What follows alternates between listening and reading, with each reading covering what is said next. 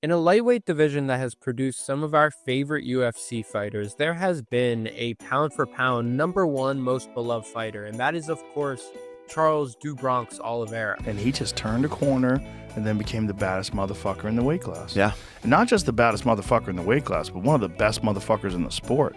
When he knocked out Chandler and he beat the shit out of Gaethje, when he was putting it on people, you gotta go, God damn, he's good. Personally, I don't know anyone that doesn't like Charles, and if you don't like Charles, don't talk to me. I will smite you out of this earth if I ever lay my eyes upon you. I mean it. Because what is there not to like about Charles Oliveira? He is a finisher. In an era of the UFC where we have seen point fighters and people who are really planning for a 25-minute affair, Charles Oliveira is the opposite of that. He has 31 finishes compared to his 35 wins.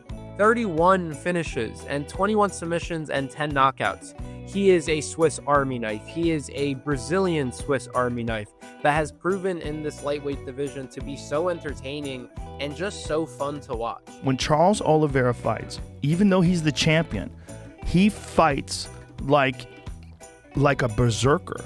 He puts himself in danger. Like, he doesn't fight safe.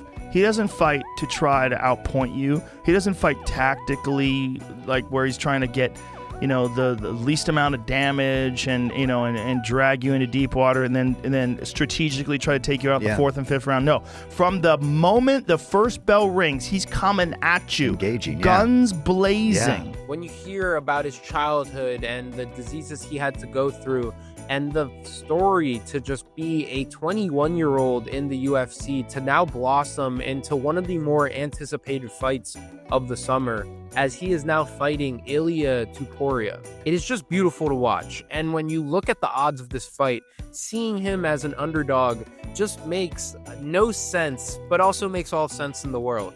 Charles Oliveira has lived to be the underdog. He has lived to be that plus 200 to plus 300 range fighter. But it makes no sense, in my opinion, when you think about the fight is at 155, and Ilia Topuria is the 145er going up in weight. Ilia Topuria has shown so many reasons why he should be this big of a favorite. However, Charles Oliveira proves to be so talented and so dangerous that it's just not confident, and it's not something to be confident about placing any sort of money or any sort of confidence in Ilia, just given the style of Charles Oliveira. Ilia has proven why he is such a big favorite, and Charles has proven why he should be a closer underdog, in my opinion. However, there is a lot of reasons. Ilia has that beautiful boxing and the ability to extend combinations that we have seen Charles struggle a lot with. Let's look at that Michael Chandler fight, because in that 5th round where Charles eventually got hurt, it became when Michael Chandler extended his combinations, went to the 3rd and 4th punches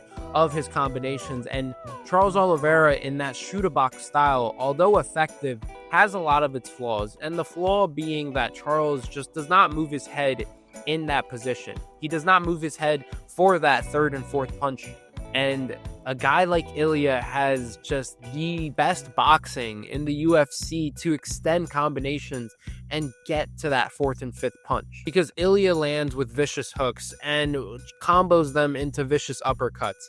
And in a fight where Charles does not respect the space and does not fight in a longer range fight, Ilia can definitely take the head off of this guy and become your lightweight champ. However, I want to look at this Chandler fight because I think Charles showed reasons why he could definitely win against Ilia, and it could be an easy fight. Now, easy goes unsaid, but Charles has shown in this shoot-a-box style, in that active lead leg, to be a weapon. And against Michael Chandler, he had a wonderful range of keeping to a kicking distance, keeping into that long range where only Charles can really land. And Charles, in that shoot-a-box style, went from being a guy to cause chaos, being a guy to cause a war.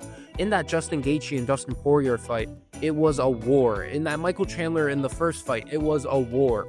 In the rematch, it was a polished Charles Oliveira who was picking and choosing when Chandler could even exchange with him. Charles used long-range striking in that Chandler fight to perfection.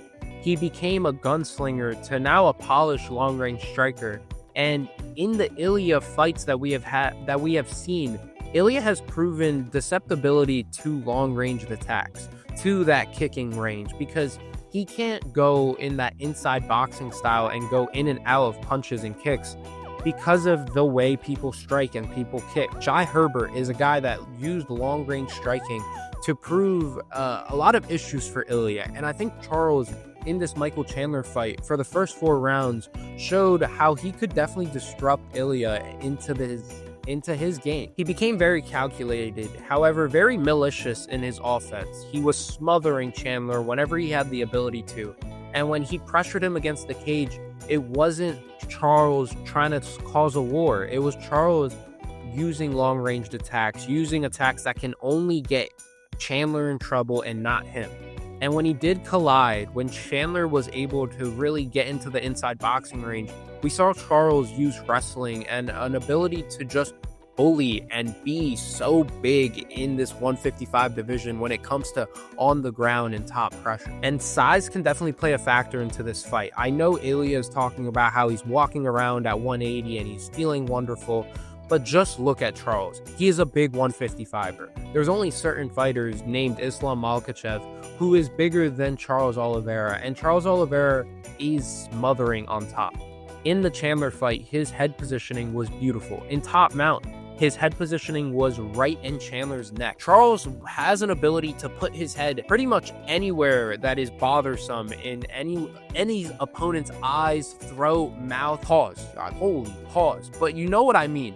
Charles has an ability to really disrupt people's games and cause a scramble. And when you cause that scramble with Charles Oliveira, he finds the neck. He sort of just wraps himself into you and finds a submission. This is 21 submissions that we're talking about. Ilia, yes, he hasn't had a loss on his record. He has proven to be flawless. But Charles has also proven to be the hammer and be the nail at the same exact time.